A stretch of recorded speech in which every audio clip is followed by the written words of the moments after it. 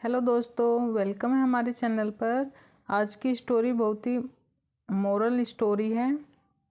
माँ, तू क्यों चिंता करती हो? समय आने पर सब कुछ हो जाएगा। और हाँ, तू इतना कंजूस मत बनो।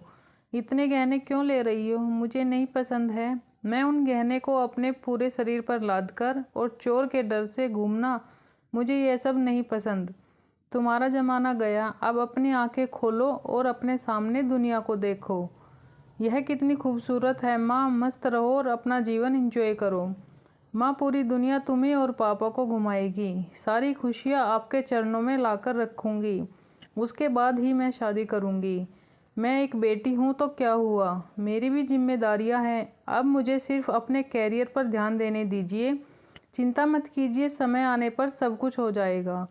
नव्या बेटी अपनी माँ की माँ बनकर अपनी माँ को समझा रही थी, लेकिन चेतन शांत था, क्योंकि वह जानते थे कि नव्या खुद लाखों का गहना है। नव्या विवाह योग्य हो चुकी थी। नव्या की माँ कादम्बरी उसकी शादी के पीछे पड़ी थी। आखिर वह माँ थी ना। आसपास के रिश्तेदार थे ही जोर देने के लिए, लेकिन नव्या अपने पैरों पर खड़ा होना चाहती थी। इसलिए वह शादी के बारे में नहीं सोच रही थी। इसलिए इस फालतू की चर्चा में उसे कोई दिलचस्पी नहीं थी। कादम्बरी सिर्फ एक वाक्य कहती थी, पढ़ाई करना तो तुम शादी के बाद भी सीख सकती हो ना। हमारी चिंता करना कम करो। नव्या अपने फैसले पर अड़ी थी और कादम्बरी हमेशा चिंतित रहती थी। आसपास की लड़कियां शादी करके गृहस्थी संभाल रही थी। 8 दिन पहले नव्या की सहेली की शादी हुई। वह धूमधाम से शादी में उसके शरीर पर 1 किलो सोना पहनाया गया होगा। उसे हर रस्मों में एक गहना उसकी माँ अपनी बेटी के शरीर पर चढ़ा रही थी। दिखावा बहुत था शादी में। हमारी तो कोई भी तैयारी नहीं नव्या की शादी के लिए। चेतन को किसी बात की चिंता नहीं करते। उसे याद आया, नव्या जब इस दुनिया में आई तब कादम्बरी के ससुर चेतन को बोले, चेतन लड़की हुई है रे बाबा, अब दहेज की तैयारी में लग जाओ। कादम्बरी को बहुत बुरा लगा सुनकर। पिता बनने की बधाई देना तो दूर, दहेज के बारे में बात करने लग गए। लेकिन चेतन इतने खुश थे कि मेरी संतान के रूप में पहली ही बेटी हुई। वह उसका लाड प्यार करने में मगन रहता था।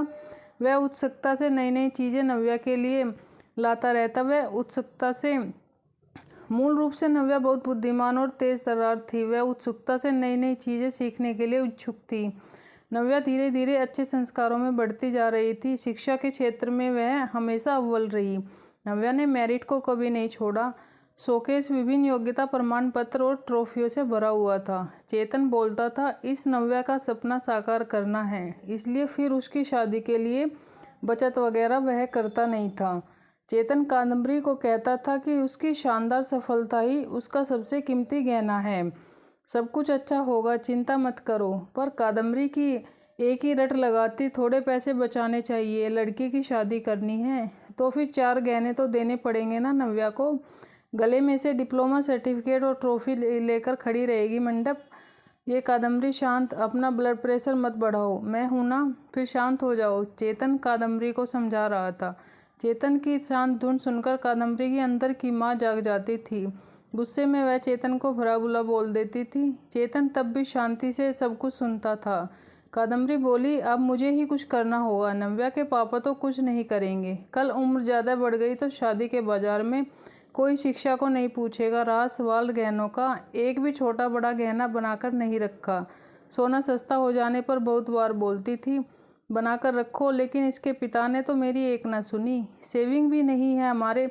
हमेशा उसके शिक्षा पर खर्चा करते थे। क्या बोलते थे, हमेशा शिक्षा एक अनमोल गहना है और इसकी कीमत बाजार में बढ़ती रहेगी, कभी सस्ता नहीं होगा। और रहा सवाल सोने के गहनों का, तो वह जब शादी होगी तब देखेंगे। चेतन का यह जवाब तय था। अंत में कादम्बरी ने उसे अपने गहने देने का फैसला किया। मेरे पिता ने कन्यादान में मुझे दिए थे। टोकरी जितना भरो तो नहीं, लेकिन कटोरी भर देना है। मैं अब कहाँ पहनने वाली हूँ, ये चिंता तो उसने खुद को समझकर आदि दूर की। जैसे जैसे दिन बीतते गए, नव्या ने ग्रेजुएशन पूरा किया। उसने पीएचडी करने का इरादा किया और उतने में सोने पर सुहागा। अचानक उसे माइक्रोसॉफ्ट द्वारा सिलेक्ट कर लिया गया, जो पिछले साल के प्लेसमेंट के लिए आया था। एक बड़ा पैकेज उसके हाथ में रखा गया और गुड पोस्ट द्वारा और कई सुविधाएं पोस्टिंग के साथ अमेरिका में पेश किया गया। चारों उंगलियां घी में थी।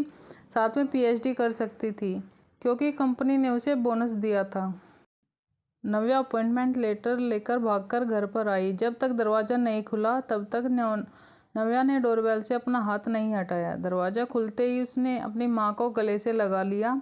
माँ, अब लग जाओ शादी की तैयारी में। पापा, अब बस मदद करना। हाँ, यूएस जाना होगा ना मुझे। और अपॉइंटमेंट लेटर नव्या ने पापा के हाथ में रख दिया।